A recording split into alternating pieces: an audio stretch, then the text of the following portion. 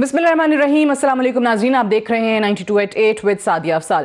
नाज़रीन, पाकिस्तान की हर ही सियासी जमात ने माजी में ये दावा किया है कि हम इख्तियारात को निचली सतह तक मकामी हुकूमतों तक मुंतकिल करने के हक़ में हैं। हमेशा से तमाम सियासी जमातें इस बात की दाई रही हैं, बट अनफॉर्चुनेटली किसी भी सियासी जमात ने जब उनको ये मौका मिला कि तमाम तर इख्तियारात इंतज़ामी तौर पर, मुआशी तौर पर, सियासी तौर पर मकामी हुकूमतों को मुंतकिल करें, तो कहीं ना कहीं कोई ना कोई रुकावट आड़े आती रही है।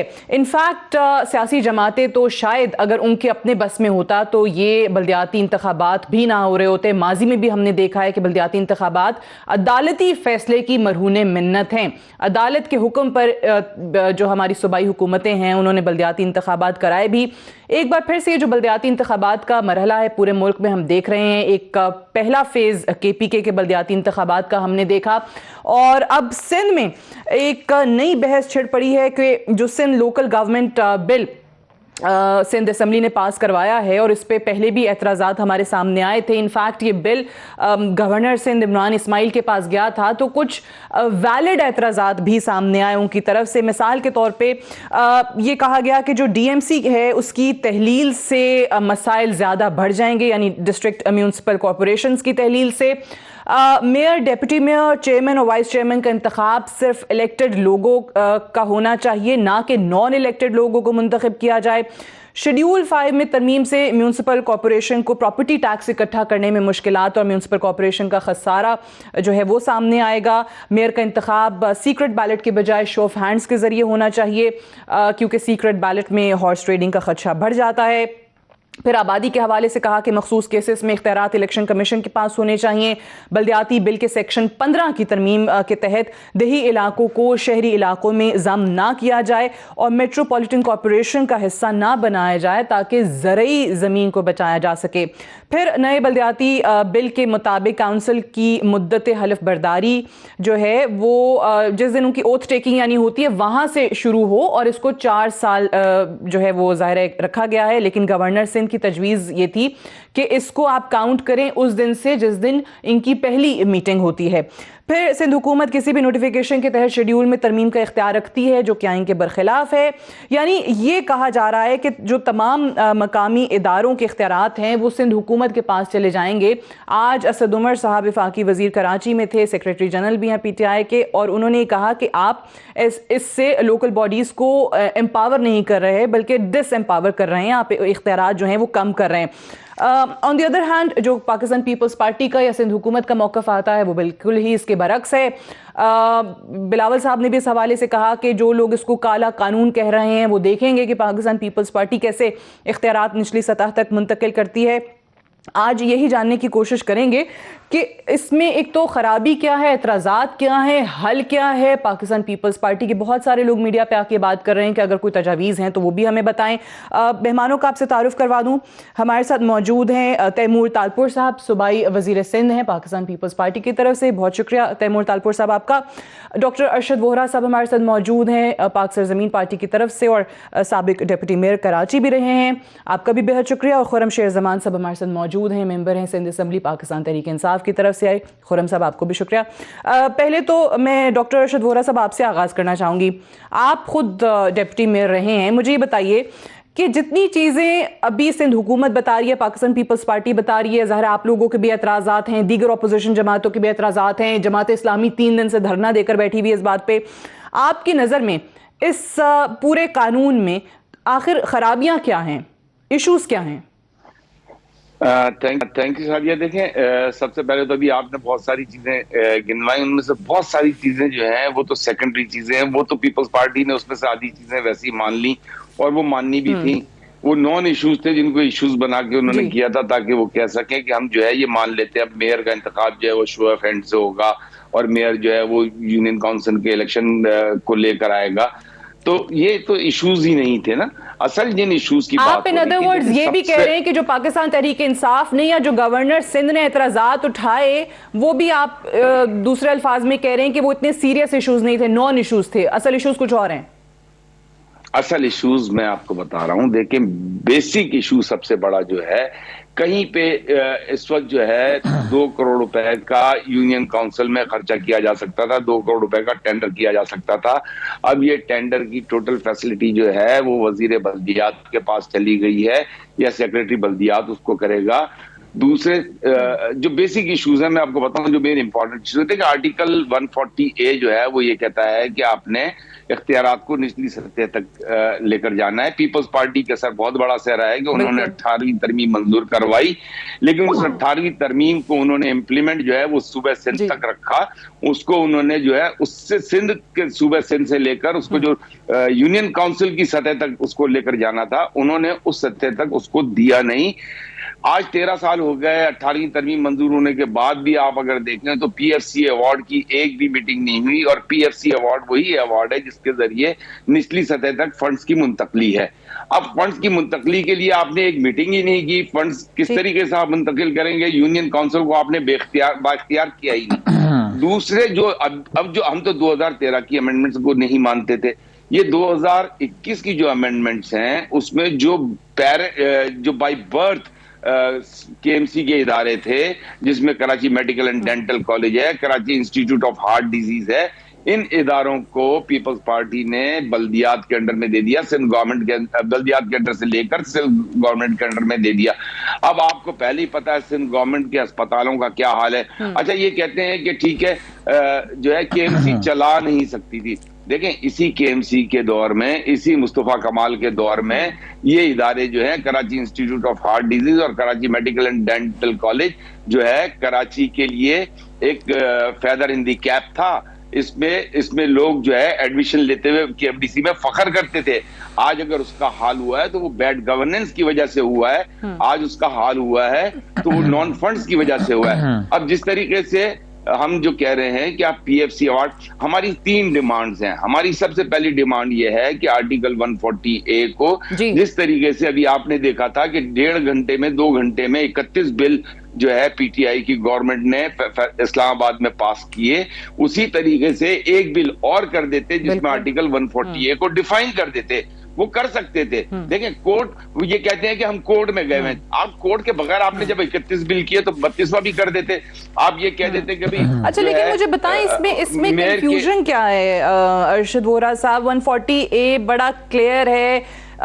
ये मेरे सामने एक बार पढ़ भी देते हैं। Each province shall by law establish a local government system and devolve political, administrative and financial responsibility and authority to the elected representatives of the local government. इसमें बड़ी क्लैरिटी है। मसला उन लोगों का आता है जिन्होंने इस पे इम्प्लीमेंटेशन करवाना है। इसमें क्या डेफिनेशन की जरूरत है? मैं वही उसी तरफ जा रहा था आपको कि 140A को डिफाइन इस तरह कर देते आपके कॉन्स्टिट्यूशन ऑफ पाकिस्तान में कि वो ये कह देते कि ये जो डिपार्टमेंट्स हैं ये मेयर के। अब जब प्राइम मिनिस्टर जब चार्ज लेता है तो प्राइम मिनिस्टर को पता होता है कि उसकी क्या जिम्मेदारियां हैं। चीफ मिनिस्टर जब चार्ज लेता है तो चीफ मिनिस्टर को पता होता है कि उसकी क्या जिम्मेदारियां हैं। सिमिलरली अगर मेयर के पास जो मेयर के इख्तियारात को, मेयर के पास जो डिपार्टमेंट्स है उसको अगर डिफाइन कर दिया जाता तो ये इश्यूज ना आते जो कि डिफाइन नहीं है। उसके बाद दूसरा पॉइंट ये है कि जिस तरीके से मैंने अभी जिक्र किया था कि नेशनल फाइनेंस कमीशन जो है उसके जिम्मे ये है कि वो प्रोविंशियल फाइनेंस कमीशन को पैसे देता है, सिंध गवर्नमेंट को पैसे देता है। पिछले 13 सालों में 10,242 अरब रुपए दिए गए।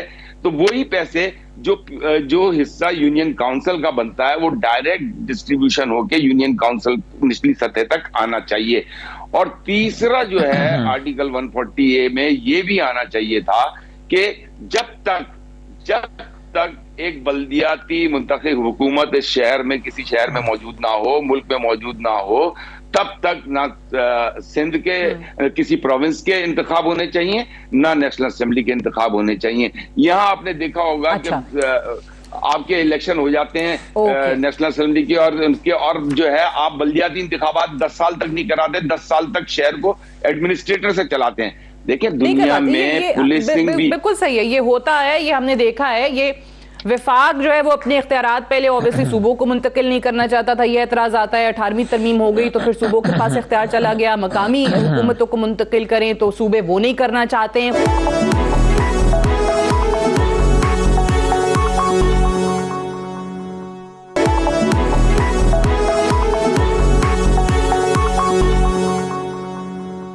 खुर्रम शेर जमान साहब, ये मुझे बताइए कि ये वाकई ये गवर्नर सिंध साहब की तरफ से जो एतराज़ात आए, अरशद वोहरा साहब भी बता रहे हैं कि असल इशूज़ कुछ और थे, उस जानिब आप लोगों ने इतनी तवज्जो नहीं दी, या जिस तरीके से पाकिस्तान तहरीक इंसाफ जो कुछ कर सकती थी एटलीस्ट विफाक की सतह पे, या जिस तरह इन्होंने कहा कि एक बिल और पास करवा देते 140A को डिफाइन करने का, तो वो पाकिस्तान तहरीक इंसाफ आपको लगता है कि इससे बेहतर कर सकते थे बल्दियाती इंतखाबात के हवाले से, लोकल बॉडीज़ को मजबूत बनाने के हवाले से और उनके इख्तियारात को डिफाइन करने के हवाले से? अच्छा देखिए, मैं आपको इसमें एक बात बताऊं कि इशू ये नहीं है इतना ज्यादा कि जो अमेंडमेंट बिल आया था, अमेंडमेंट का इतना मसला नहीं है, वो तो गवर्नर साहब ने वापस दिया और उसके ऊपर कुछ एतराजात लगाए और उसमें वोहरा साहब ने बताया कि उन्होंने कुछ चीजों को वापस भी ले लिया, जैसे कि चोर दरवाजे से मेयर को लेकर आना चाहते थे, उन्होंने वापस ले लिया। उसके साथ साथ इन्होंने एक क्लॉज जो है वो ये भी डाला हुआ था कि सीक्रेट बैलेट होगा, तो चले उसको भी इन्होंने वापस ले लिया। ये तो बेसिकली साथिया ऐसा था कि इन्होंने एक सामने ऐसी जो ना बेवकूफ बनाने के लिए अमेंडमेंट बिल के अंदर सारी ड्रामेबाजी की थी। हमारा मसला इतना अमेंडमेंट बिल से नहीं है, हमारा मसला तो जो असल कानून है उसके अंदर तब्दीली लेकर आनी है ना। ये तो अमेंडमेंट बिल का इतना इशू है ही नहीं, असल बिल ही आपका खिलाफ है। देखिए पाकिस्तान पीपल्स पार्टी ना, ऐसा मुझे महसूस होता है कि इन्होंने कसम खाई है कि सूबे सिंध को तबाही की तरफ लेके जाना है, सूबे सिंध को बर्बादी की तरफ लेके जाना है, बेहतरी की तरफ नहीं लेके जाना है। मैं तो हैरान भी होता हूं कभी कभार कि 4-5 दफा सिंध में इनकी हुकूमत रह चुकी है, 13 साल से इख्तिदार में बैठे हुए हैं, लेकिन लोगों को डिलीवर करना नहीं चाहते हैं। अब ये जवाब में आपको क्या बोलेंगे, हम तो बार बार जीत कर आ रहे हैं। तो अगर बार बार भी ये जीत कर आ रहे हैं सादिया, तो वो हमारी गलतियां हैं कि हम शायद सही तरीके से इनको वो एक कंपटीशन नहीं दे रहे हैं। सियासी मामलात हमारे शायद ठीक नहीं होंगे जिनको हमें ठीक करना चाहिए, सिर्फ हमें नहीं तमाम सियासी जमातों को, ताकि सिंध में जाएं, लोगों को ऑप्शन दूसरा मिले। लोगों ने तो इनकी शक्ल नहीं देखनी है। अब देखिए मैं आपको बताऊं कि बहुत सारे इश्यूज है ना, कि जैसे कि टाउन प्लानिंग हो गया, जैसे कि आपका मास्टर प्लान हो गया, जैसे कि बिल्डिंग कंट्रोल हो गया। ये तो बात सही है, चाहे वो आपकी गलतियों की वजह से हो, आपकी कहीं कमी कजी की वजह से हो, या फिर उनका कोई ऐसा काम हो जो लोगों को पसंद हो, लेकिन जीतते तो वो आ रहे हैं। ये बात तो दुरुस्त है। नहीं, कोई काम नहीं पसंद, नहीं इनका क्या काम पसंद होगा ना। देखिए ना, मैं आपको कराची की मिसाल दे देता हूँ थोड़ी सी। वो जाहिर है कि वो सिर्फ कराची की बात नहीं, मैं लड़काना की भी बात करता हूँ, जहाँ से बिलावल जरदारी जीत कर आए हैं, नवाब शाह जहाँ से आसिफ अली जरदारी जीत कर आए हैं, या सेवन जहाँ से मुराद अली शाह जीत कर आए। देखिए कराची में आपको 52 फायर ब्रिगेड्स दी वजीर आजम ने। हमारा काम तो नहीं था देना वजीर आजम साहब का, क्योंकि फैक्ट्रियां जल के राख हो जाती थी, लोगों के घर जल जाते थे, फायर ब्रिगेड्स दी। शहर में बारिश होती थी, अल्लाह की रहमत थी, जहमत में तब्दील हो जाती थी, आप भी जानती, पूरा शहर डूब जाता था। वजीर आजम साहब को राजी किया, एक बहुत बड़ी रकम खर्च की, शहर के 3 बड़े नालों को जो है उसकी सफाई शुरू की। आपने देखा पिछले दिनों उसकी इनॉग्रेशन हो गई हुई, उसके अतराफ में सड़कें बनाई, दीवारें बनाई, लोगों को रीसेटलमेंट की उनकी। उसके साथ साथ आप देखें ग्रीन लाइन है, उसको मुकम्मल किया, क्योंकि 13 साल में ये नालायक लोग जो हैं आज तक ट्रांसपोर्ट का निजाम नहीं कर सके। उसके साथ आपके सामने है कि 13 साल में ये पीने के पानी का निजाम नहीं कर सके। आपके सामने बाबडा से K4 बनाया जा रहा है, फ्रेट कॉरिडोर के ऊपर काम किया जा रहा है। कराची की 4 से 5 बहुत बड़ी सड़कें हैं जिनकी तामीर मुकम्मल कराई। और सबसे बड़ी बात मैं आपको बताऊं सादिया, कि पिछले 1 साल में 9 अरब 90 करोड़ रुपए PTI के MNAs ने, MPs ने, यहां तक के जो हमारे इत्तेहादी MKM, उनको भी फंड्स दिए गए।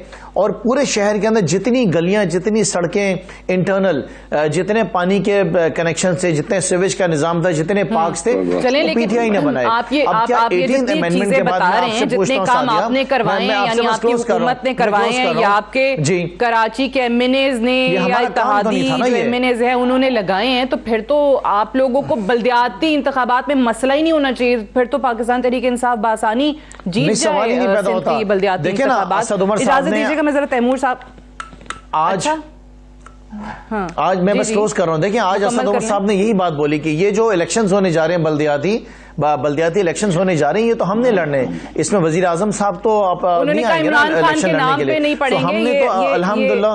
बिल्कुल ठीक है, ये इंडिविजुअल्स की बात है, आपकी अपनी परफॉर्मेंस के ऊपर, क्या आपने अपनी परफॉर्मेंस क्या रही है पिछले 1 साल के अंदर, आपने कितना काम किया, वफाकी हुकूमत ने किया।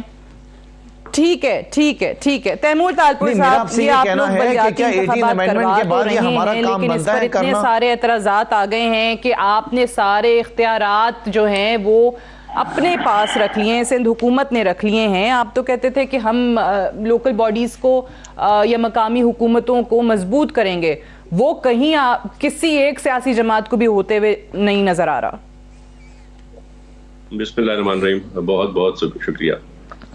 पहली बात तो अगर आप जरा फोकस करें पावर्स पे, तो हमने जितने पावर्स नहीं थे लोकल गवर्नमेंट के पास, हमने उनको उन काउंसिल्स को वो पावर्स देनी है। चाहे आप बात करें वाटर बोर्ड की, water board government of Sindh के पास था, we have taken it and given back to the councils. अच्छा, उसके बाद आप आ जाए पुलिस के पावर्स हैं, हमारे SHOs और हमारे SSPs will be reporting to the नाज़िम्स, ये भी हमने उनको दे दिया। हमने अगर आप फ्रैंकली देखें तो कोई ऐसी चेंज नहीं की है। और अगर मकसद की बात करें ना डायरेक्टली, तो मैं आपको बता दूं ये क्यों शोर शराबा हो रहा है, क्योंकि हमने और पब्लिक हेल्थ का भी जो डिपार्टमेंट है उसको भी हमने अंडर कर दिया है लोकल काउंसिल्स के। हमने जो हमारे स्कूल्स होंगे उनके प्रिंसिपल्स को हाजिर कर दिया उनके सामने, they will also be reporting to the नाज़िम्स।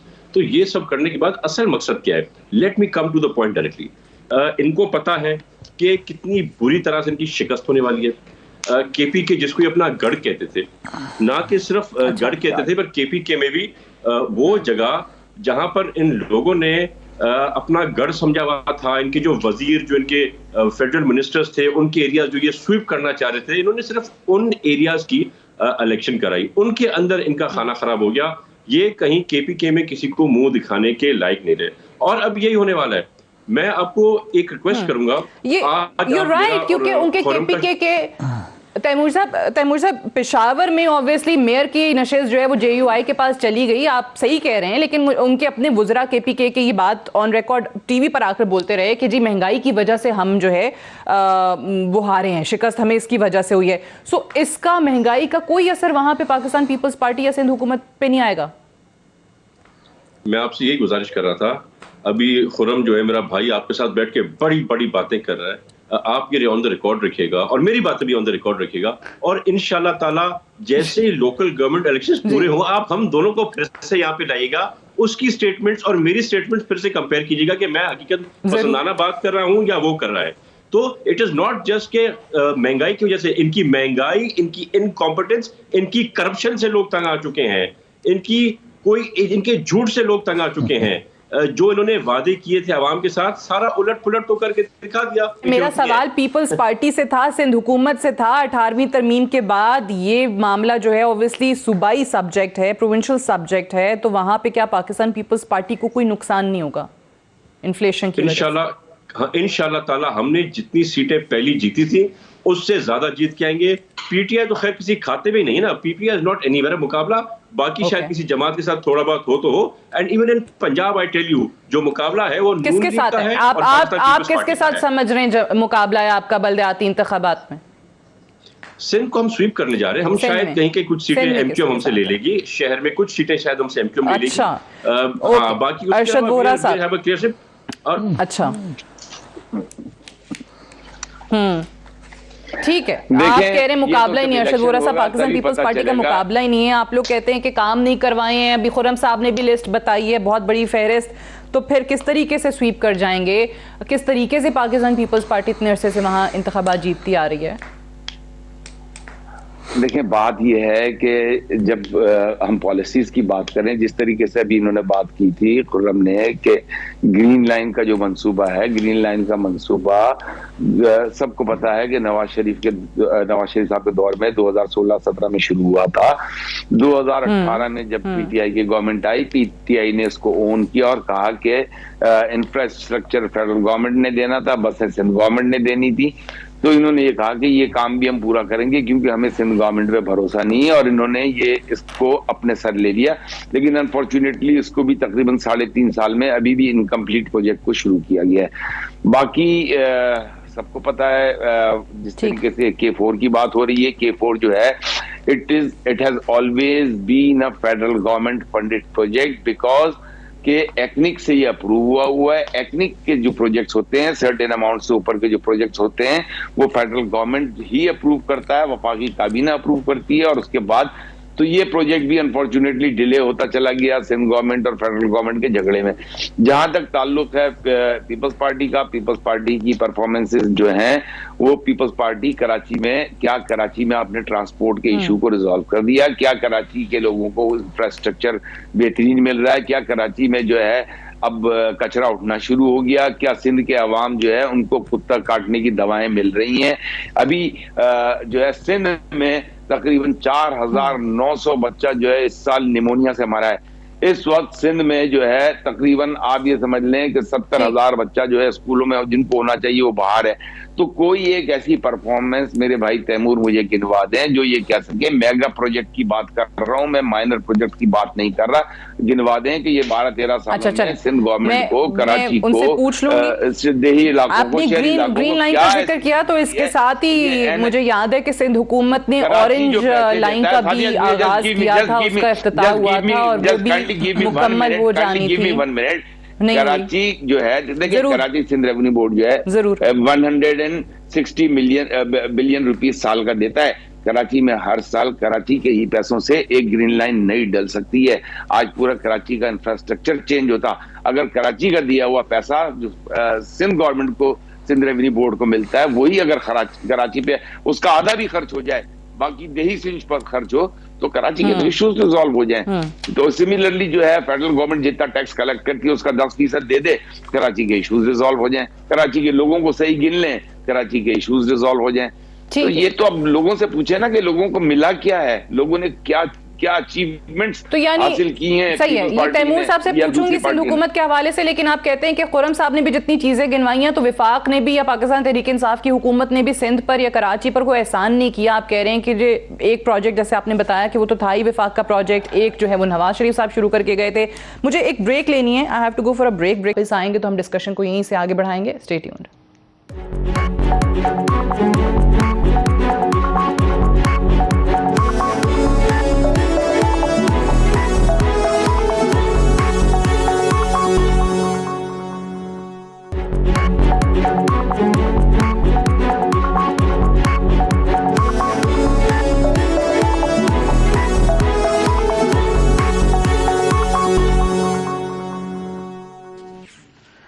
Welcome back programme में एक बार फिर से खुशामदीद। खुर्रम साहब ये बताइए कि अभी जिस तरीके से पाकिस्तान पीपल्स पार्टी की हमने बात की कि जिस सिंध हुकूमत में उनको इख्तियारात मकामी हुकूमतों को वो नहीं दे रहे हैं, वहाँ उनका इख्तियार है, वो अपनी मनमानी कर लेते हैं। अभी KPK की बात सुन लें, वहाँ पाकिस्तान तहरीक इंसाफ है। अगर वाकई जो चीज़ें आप डिमांड कर रहे हैं सिंध में, वो आपकी जहाँ हुकूमत है वहाँ क्यों डिमांड नहीं करते हैं? वहाँ बल्दियाती इदारों के इख्तियारात में कमी की बातें कर रहे हैं, वहाँ local government rules of business में तरमीम जो हैं वो लाने का सोच रहे हैं, ब्यूरोक्रेसी को एग्जीक्यूटिव इख्तियारात तफवीज़ करने का सोच रहे हैं।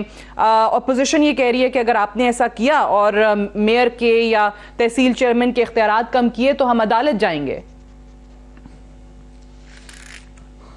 अच्छा देखिए, वो तो दरवाजे उनके पास खुले ना, अदालत वो जा सकते हैं, लेकिन मेरा आपसे सवाल है कि क्या आपने लाहौर के अंदर किसी नहीं, लेकिन मेरा सवाल ये नहीं है, नहीं खुर्रम साहब, मेरा सवाल ये नहीं है, माजरत के साथ मेरा सवाल ये है कि जहां जिस जमात की हुकूमत है, जहां जिसके पास इख्तियारात हैं, वो अपनी मर्जी से उनका इस्तेमाल करता है। आप सिंध हुकूमत पर एतराज उठा रहे हैं क्योंकि वो पाकिस्तान पीपल्स पार्टी की आपके ओपोनेंट जमात की हुकूमत है, लेकिन जहां आपको वो मौका मिला तो आप KPK में ये काम कर रहे हैं।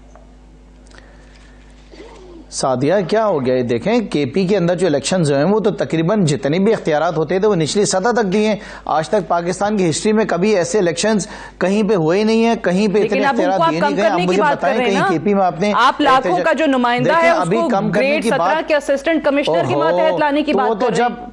सादिया वो जब होगा वो जब की बात है। फिलहाल जो इलेक्शंस आपके जिस कानून के तहत हुए हैं उसमें तो आपने पूरे इख्तियारात दिए हैं। आप मुझे बताना कि चले मैं मान लेता हूं अपनी हार के, मैं इलेक्शन हारा KP के अंदर, पहले फेज के अंदर हमारा रिजल्ट अच्छा नहीं आया, लेकिन आप ये तो मानेंगी ना कि साफ और शफाफ इलेक्शन हुए, हमने डिफीट अपनी एक्सेप्ट करी, हमने रिगिंग नहीं करी, हमने वहां पे अपने सिस्टम को इस्तेमाल नहीं किया, हमने सरकारी मशीनरी इस्तेमाल नहीं करी। वहां पे पेशावर में किसी जगह में कोई एहतजाज नहीं हुए। यहां तो सिंध असेंबली के बाहर बैठे लोग धरने दिए बैठे हुए हैं, यहाँ पे एहतजाज हो रहे हैं, असेंबली में लड़ाई झगड़े हो रहे हैं। सो आप इतना क्रेडिट तो दें कि हमने एक जो है वहां पे बाइख्तियार मेयर लाने की पूरी कोशिश की है, ये तो बेइख्तियार मेयर लेकर आ रहे हैं। मैं आपसे पूछता हूं सादिया, मुझे बताएं कि अगर आप कराची के मेयर को बिल्डिंग कंट्रोल की अथॉरिटी का निजाम नहीं देंगे तो वो क्या करेगा?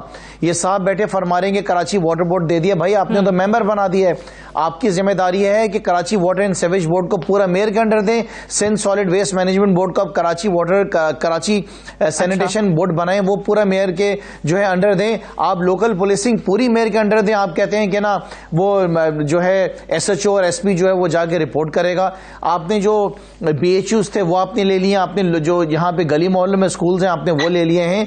आप मुझे बताएं सादिया, मैं पूछना चाहता हूँ तैमूर साहब से कि जो मेयर आएगा उसके पास वो पैसा कैसे खर्च करेगा, वो पार्क कैसे बनाएगा, बच्चों के लिए स्पोर्ट्स ग्राउंड कैसे बनाएगा, ये आपकी कराची की, लाड़काना की, सखर की, नवाबशाह की टूटी फूटी सड़कें कहां से बनाएगा। सो हम ये चाहते हैं कि सियासी तौर पे जो है वो बाइख्तियार मेयर आए, हम ये चाहते हैं इंतजामी तौर पे वो बाइख्तियार मेयर आए।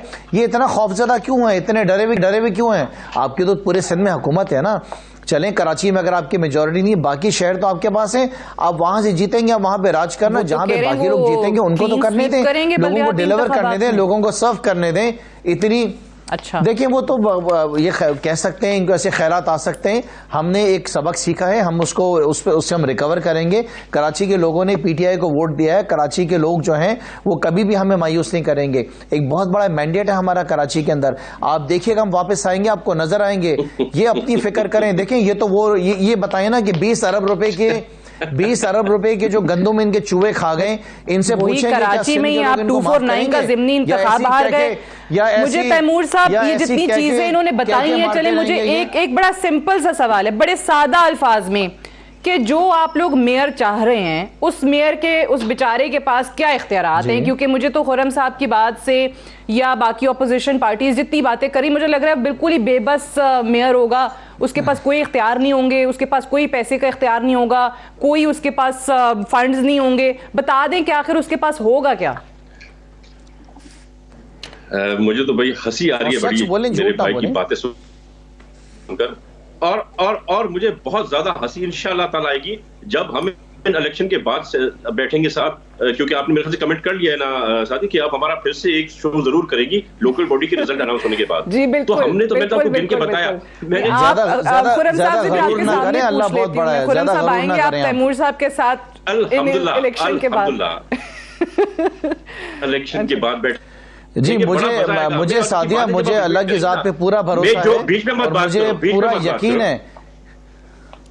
ठीक है अल्लाह ताला भी तुम लोगों से तंग आ गया है, जरूर दोनों की आप दोनों आ रहे हैं वो जो बददुआएं आपके बाद, वो जो बददुआएं हैं ना, जो चीखें हैं आम पब्लिक की, आम लोगों की, गरीब लोगों की, जो उनके साथ आपने हशर किया, तो उनकी चीखें पुकार अल्लाह सुन रहा है। इसीलिए आप कराची में अपने जीते हुए इलेक्शन हार जाते हैं और 5वें 6वें नंबर पे 6ठे नंबर पे आप आते हैं। इसी वजह से जो ना आपका केपीके में या शगर, इसीलिए पूरे सिंध में से आप वॉश आउट होने वाले हैं। और मजे की बात, मैं एक सिर्फ चीज है जो हमने ली है इनसे, बाकी हमने हर जगह पे पावर्स बढ़ा के दिए।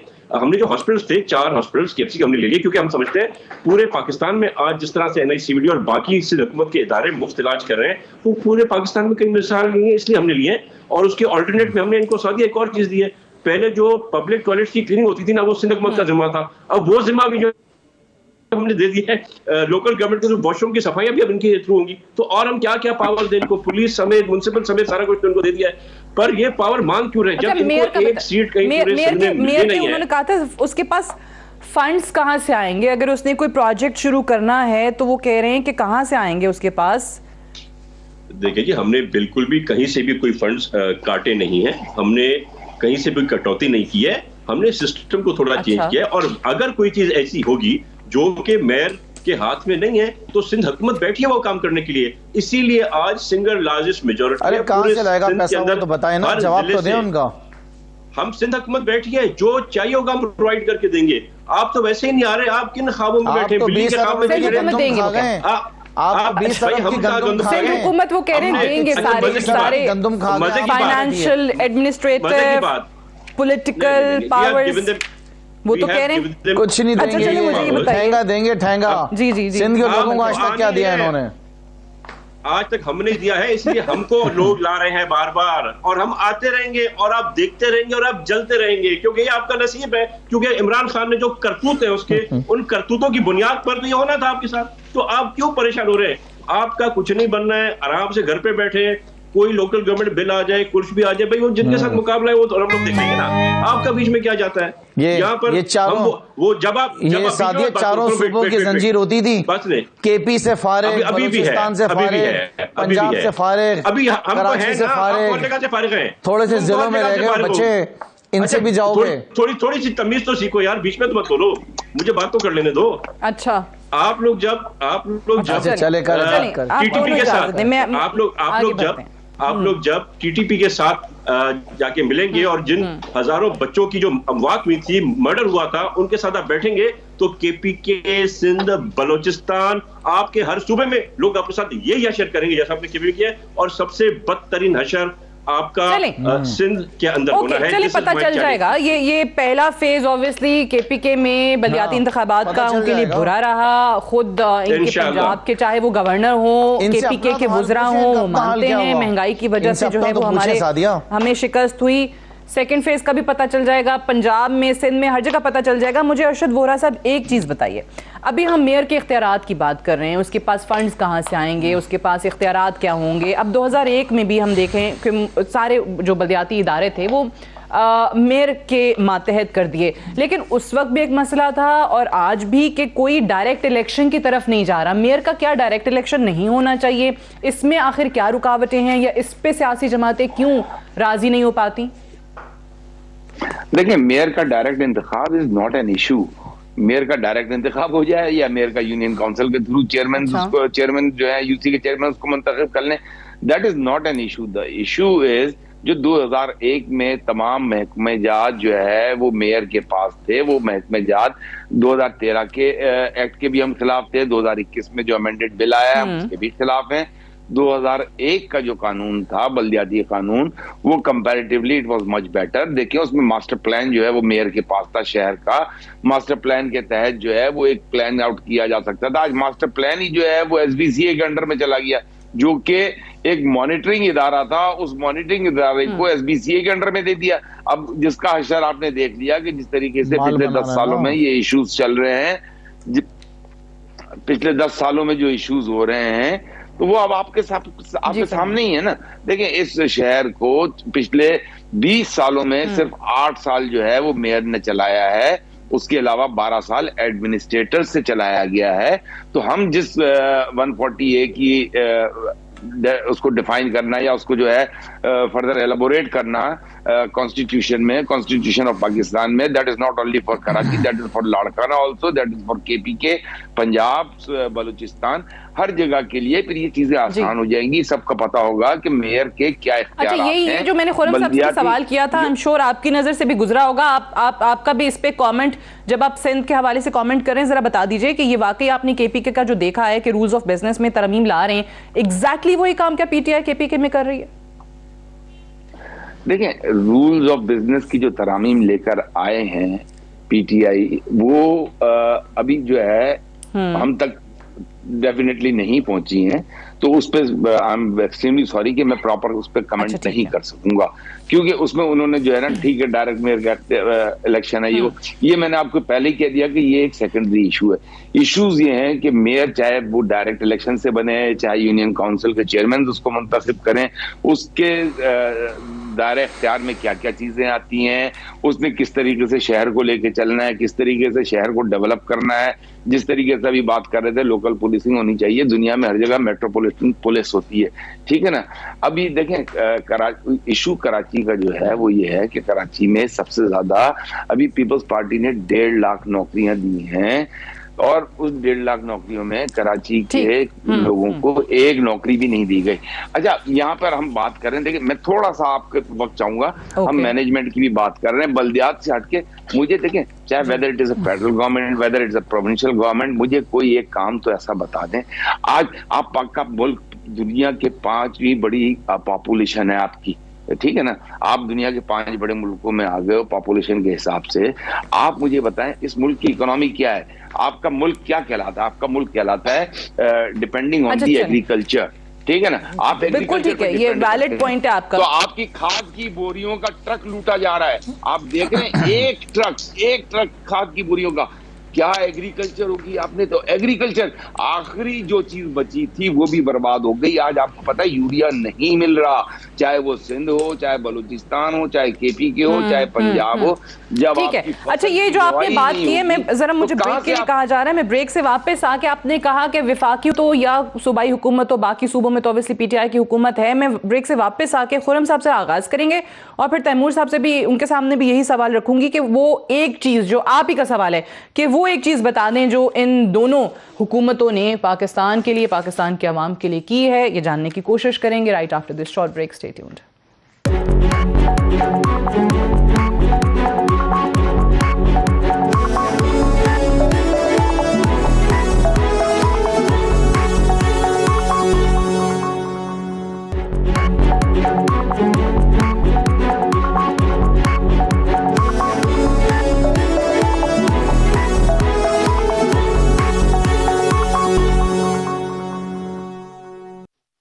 Welcome back. प्रोग्राम में एक बार फिर से खुशामदीद। खुर्रम साहब आपसे आगाज करेंगे। अरशद वोहरा साहब का सवाल है और वो आपसे और तैमूर साहब से जानना चाह रहे हैं कि कोई एक प्रोजेक्ट, कोई एक मेगा प्रोजेक्ट बता दें जो इस मुल्क के लिए, आवाम के लिए आप लोगों ने शुरू किया है। इन्हें कुछ पता नहीं है, इनसे क्या मैं बैठ के बात करूं। मैं आपको बता देता हूं। देखिए, वैसे तो वजीर आज़म इमरान खान साहब ने बड़े ज़बरदस्त प्रोग्राम चलाए हैं, लेकिन मैं अपनी ज़ाती नज़र से आपको बता सकता हूं, एक सियासतदान होने की हैसियत से नहीं, कि देखें मेरी नज़र के अंदर जो सेहत कार्ड का जो एक प्रोग्राम स्टार्ट हुआ है, ये बड़ा ही अमेजिंग प्रोग्राम है। क्योंकि अब अंदाज़ा लगाएं कि अगर मेरे घर का भी चौकीदार है और वो केपी का रेजिडेंट है या वो पंजाब का रेजिडेंट है, जो भी हैं, उनके जो शनाख्ती कार्ड है वो 10 लाख रुपए का कार्ड है। देखिए, हर घर के अंदर जो ना, हर शख्स को यही परेशानी होती है कि खुदा ना खास्ता घर में कोई बीमारी आ जाए तो वो क्या करेगा। क्योंकि इतने सालों में जितने भी सियासतदान रहे हैं या जितनी गवर्नमेंट्स आई हैं, उन्होंने इतने ज़बरदस्त कोई प्रोग्राम्स हॉस्पिटल के लिए लेकर नहीं आए हैं। हम सब जानते हैं, चाहे सूबे सिंध का हो, चाहे पंजाब हो, चाहे वो केपी हो, आज तक उस जगह पर नहीं पहुंच सकेंगे लोगों को एक अच्छे स्टैंडर्ड की इलाज मिल सके। जाहिर है कि प्राइवेट सेक्टर आगे बढ़ता रहा। सो सेहत इंसाफ कार्ड एक बहुत बड़ा प्रोग्राम है। आज पूरा केपी, पूरा पंजाब तकरीबन मुकम्मल हो चुका है, हर शख्स के जेब में जो कार्ड है। उसके अलावा मैं आपको बताऊं कि सानिया निश्तर साहिबा जो एहसास प्रोग्राम पे काम कर रही हैं, मेरे ख्याल से इसको जितना इसकी तारीफ की जाए, जितना खराज तहसीन इसके ऊपर पेश किया जाए, मैं कहता हूं कि एक बड़ा अमेजिंग काम है, बड़ा एक अमेजिंग पूरा प्रोग्राम है। इसकी बिल गेट्स ने तारीफ की है, इसके दुनिया के बहुत सारे ममालिक में इसको बहुत ज़्यादा इसकी पजीराई मिली है। तीसरी चीज़, कामयाब जवान प्रोग्राम, जिसको उस्मान डार साहब देख रहे हैं, ये भी एक अमेजिंग प्रोग्राम है कि कभी किसी ने नहीं सोचा कि जो नौजवान है उनको आगे बढ़ाने के लिए क्या करना चाहिए, उनको किस तरीके से प्रमोट करना चाहिए, ऐसे कौन से मौके ऐसे जो हैं देने चाहिए जिसके जरिए आगे बढ़ सके। और आखिर के अंदर ये जो बिलियन ट्री सुनामी जो शुरू किया था और उसके बाद वो 10 बिलियन पे चले गया है, ये एक बहुत बड़ा प्रोग्राम है। क्योंकि देखिए, इन दरख्तों ने साया को इमरान खान को तो नहीं देना है ना, ये तो 20, 25, 30 साल में जब जाके बड़े होंगे तो आप देखें कि पूरी दुनिया के अंदर आज इस बात को अप्रिशिएट किया जा रहा है कि पाकिस्तान ने जो अपना 4 प्रोजेक्ट्स आपने बता दिए, प्लांटेशन आपने कहा कि आपकी नजर में बेहतरीन जो है वो सेहत इंसाफ कार्ड है, डॉक्टर सानिया निश्तर साहिबा का एहसास प्रोग्राम है, बिलियन ट्री सुनामी है और कामयाब जवान वो हैं।